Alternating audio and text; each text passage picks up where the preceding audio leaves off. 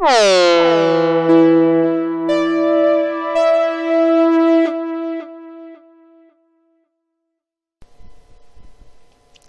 this is Steve from appsplanation.com, and this is our primer on how to start a website. And what we're going to cover in here is the basic structure of the web, kind of what the components are. So as you're kind of going through and trying to set up web hosting accounts and stuff, you kind of get an idea of what they're talking about and what they're asking for. What needs to happen for your website to actually go live, and some suggestions on how to make it easier to develop the site itself. And this isn't going to be a step-by-step, starting from scratch and getting a website up. So we're not going to walk through that process.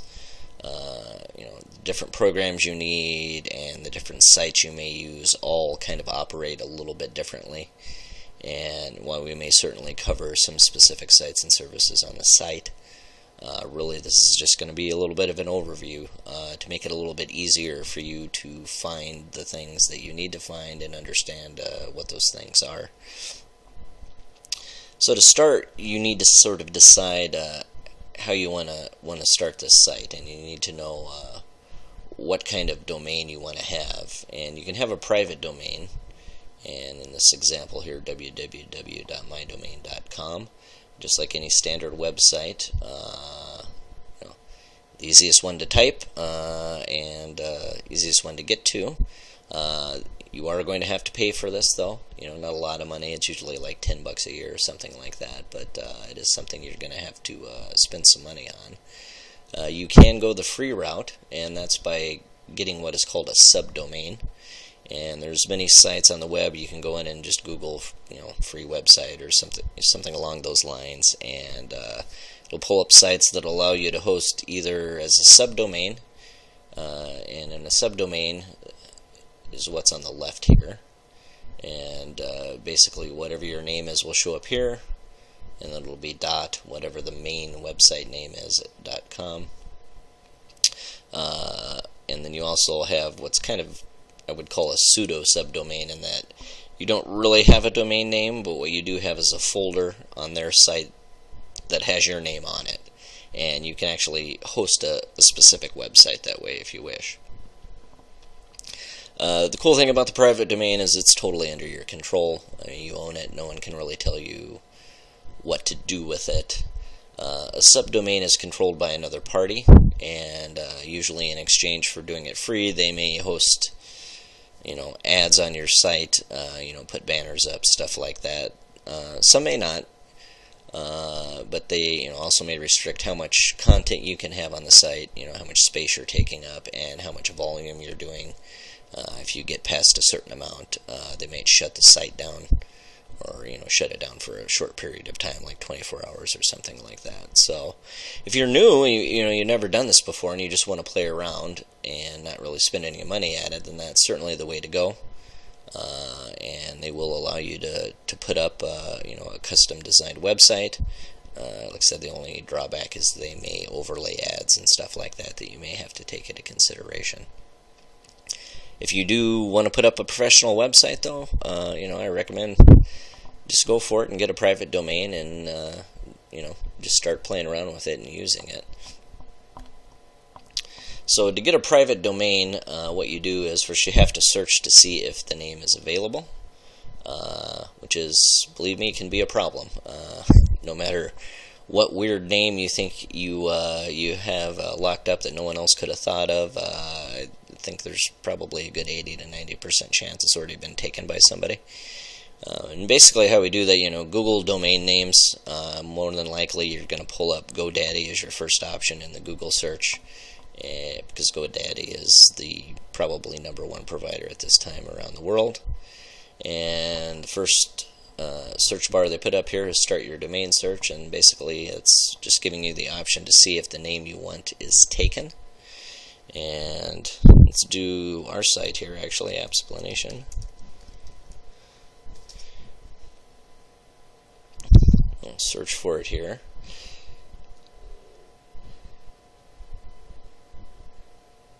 And as you can see, I actually misspelled it.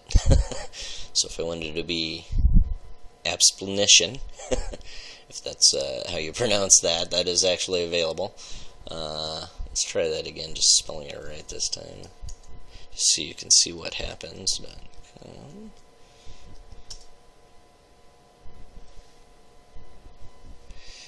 There we go. Already taken, but it will give you other options. As you can see here, .co, .us, .ca, and occasionally you run across these sort of weird top-level codes, they're called. And it will give you some suggestions on how to do the same basic name, but maybe alter it a little bit, like putting dashes in it and stuff like that. If you're seriously thinking about a site, the .com domain is highly, highly desirable. It's the default thing that people will search for, where if you put .us, someone might not remember that. They'll remember the name. They won't necessarily remember the different code here. And what a domain name is actually this section right here. So my website.com, that whole thing there, that's considered one domain name. If this was .org, my website.org, that's a different domain name. And people can purchase each of these separately. So, if you're a non-profit organization, you may be able to get away with doing .org or a .net or something like that. If you plan to be a professional site, obviously you want to get the .com if you can. And as we went through in the previous example on subdomains, the digits to the left here, or the letters to the left here, are what's considered the subdomain name, and they're sub to whatever this is. So you actually on your site can control what that is, and we won't get into that. It gets pretty complicated, but for the most part, you're just going to want to use www anyways. But let's kick back here. So what's happening behind the scenes when someone goes in a web browser and types in a web address, shoots up through the internet and hits a machine that decodes the name. And once that name's decoded, it forwards the request to a domain host. And the host gets the request, and then it sends the file back. And basically, the reason I point this out is because these are two separate systems. Okay, and they're designed to work together, but they are separate systems, and they're separate accounts for all intents and purposes. And you could have a domain name account on one service and a hosting account on another service, or you could even host a website on your own computer at home. But when you're starting out, this is the thing that throws most people is you have the name, and it basically, once you buy the name, it gives you what's called a name server. And that's great, you own the name, but it's absolutely useless unless it has a hosting account to point to. And a hosting account, what it really is a file server. And so just to give you an idea how that works, you buy the name, okay, and then wherever you bought the account, it'll give you the option to point it at a host. And what a host address is actually a special program, and it's called a file server.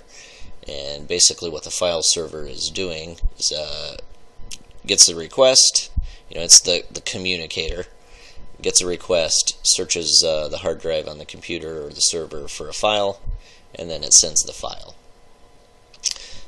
So it's sort of doing the translating between the name server and the files on the computer, and getting things back to the original user there.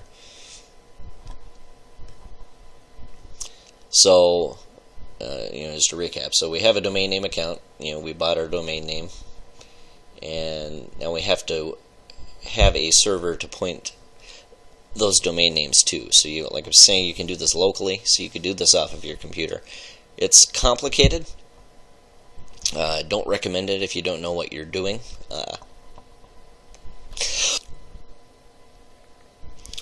The best option is, of course, to do it remotely. And in this case, like we were using GoDaddy to buy a domain name, well, we can also buy a hosting account there. And they will give us a file server on one of their computers and a certain amount of space on one of their hard drives. And the nice thing about that is it's plugged almost directly into the internet, so it is extremely fast for people that are trying to get files off of it. Whereas on your computer, it's going to vary depending on the speed of your connection, and up connections are generally a lot slower than down connections for most people in the home, and it may even violate your terms of service with your internet provider to have you actually hosting a non-private website from your house. So you got to kind of look into that stuff before you go down that route. But it is possible, so I just wanted you to know that. And like I was saying, I recommend the hosted account because A, the speed, but also B, security. There's a lot of malicious people out there on the internet, and if you're running a file server off your computer at home, you're basically opening a window for them to get onto your computer. And believe me, if they want to, they'll get on it, no matter how clever you are. Whereas on a hosted account, you can still get broken into. There are things in place designed to stop that, to catch it. And while it can be happening, it's not going to continue to happen. And also importantly, they'll be updating security patches and stuff to their site so that they're catching sort of new exploits and stuff like that as they come into being. Where if you're hosting it yourself, you might not even know you're at risk. And like I was saying with GoDaddy, as an example, most places that sell domain names will also sell you a hosting account. And the good part about that is they make it easy to get your name server pointed to the hosting file server. And as well, they usually give you a certain number of email accounts for free with your hosting account, so you can have the nice, me@whatever.com, and looks really professional, if you're doing a business site. And I was mentioning before, GoDaddy is the most popular at this time. There are many, many, many different domain and hosting account companies, though, so feel free to poke around. GoDaddy has pretty good service, so if you do have a problem, you can call them. You can live chat with them. They'll usually help you out pretty quickly. And now at this stage, we should have two accounts. We've gotten our domain name account, and we've gotten our hosting or file server account. And to get everything to work together, though, we're going to need one more, and it's called an FTP account. And what an FTP account does is basically, it's sort of your window to get files up onto the file server account. So it stands for File Transfer Protocol. That's what FTP is. And basically it just allows you to upload and download files from a remote computer.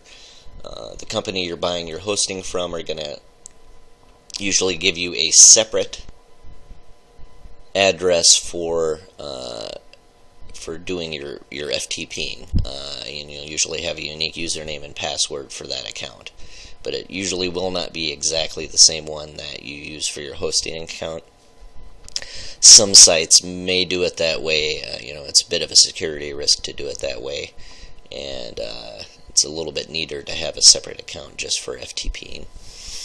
And basically what's happening is, you design your website, it's hosted on your computer. The FTP program, again, just shoots it up to the remote host computer.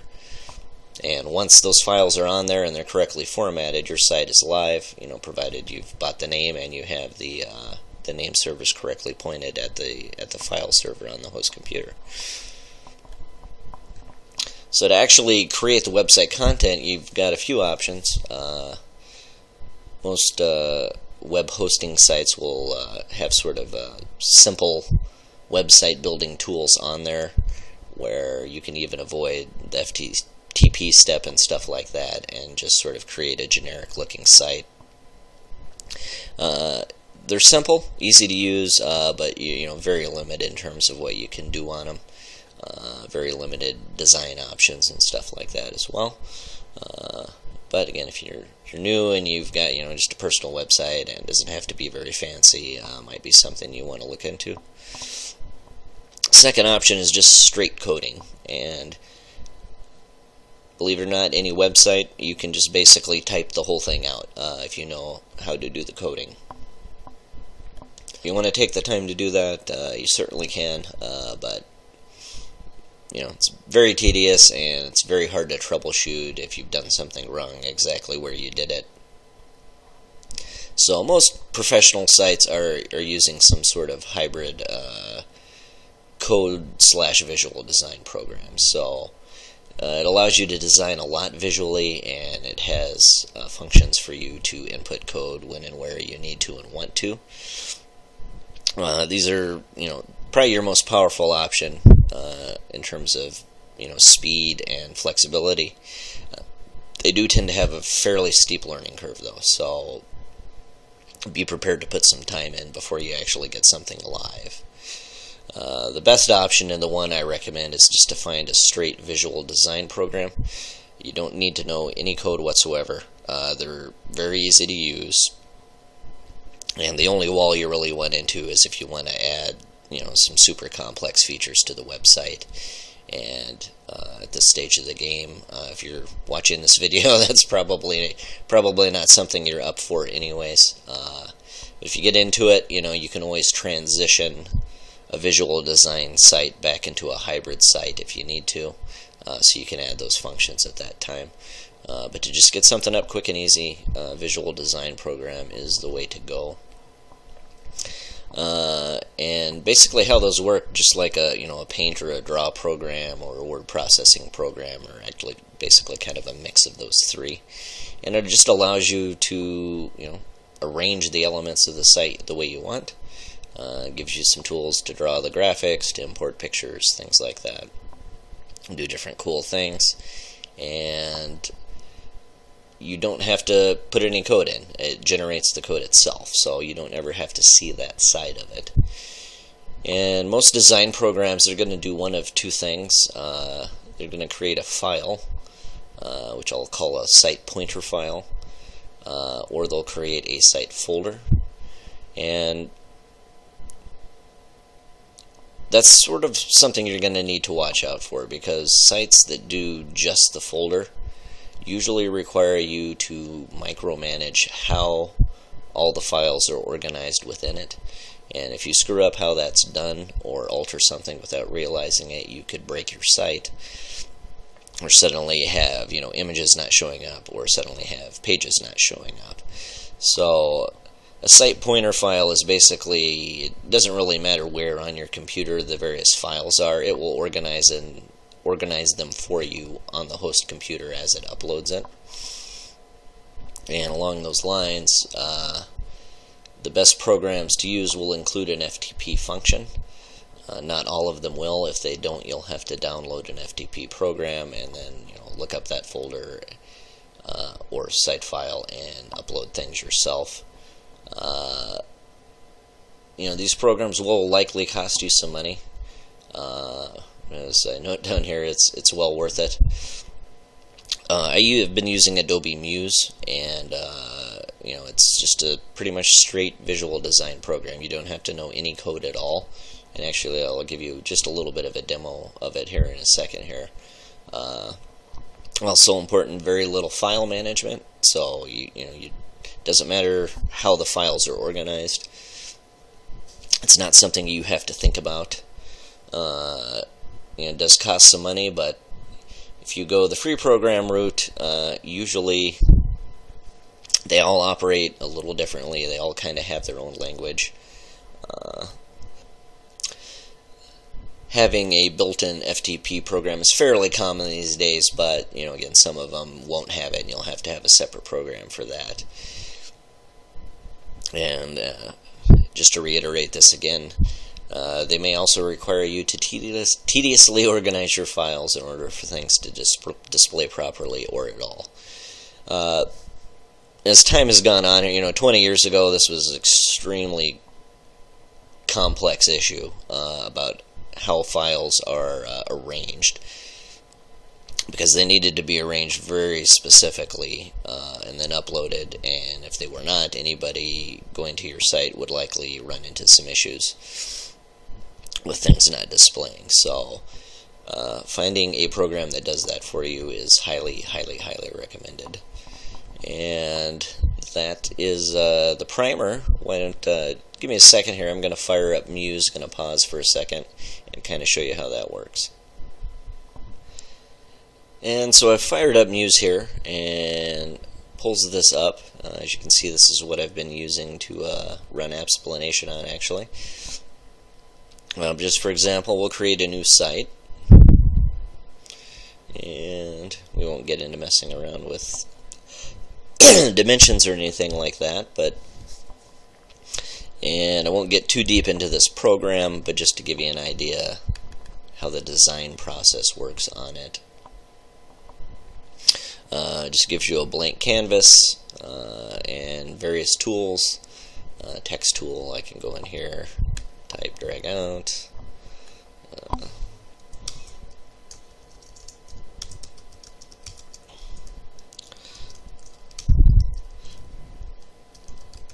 My first website.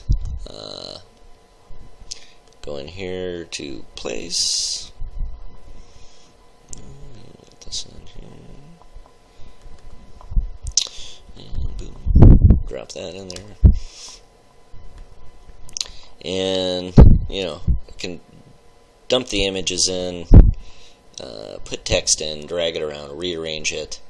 Allow us to do things like add shadows and do different kinds of effects and like emboss and stuff like that.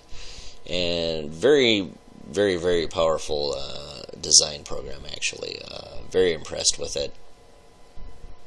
And as soon as I'm done, I've got the site the way I want it. I just hop in, upload to FTP host, enter in my FTP address, and login and password information, and it'll just upload everything. It'll organize it exactly correctly, assuming I haven't gone and moved any of the files on my computer from the location where Muse knows where they are at. So, just as a tip, I tend to store everything in one folder. It doesn't really matter where they're at in that folder, but at least all of the files are in one place, and nothing's accidentally getting deleted or anything like that. So that's Muse. Check it out. You can go on Adobe's website. It's part of Creative Cloud. You may be able to get a separate subscription to it, or just hop on download.com, which is CNET's site, and type in web design or something like that, or free web design, and it should pull you up whatever the most popular web design tools are at the time that are free, and start playing around with them that way. And I'll probably get into some various sites, Muse in particular, and do some specific tutorials for them, but I just kind of wanted to give you an idea how they work. And good luck starting your first website if you are brave enough to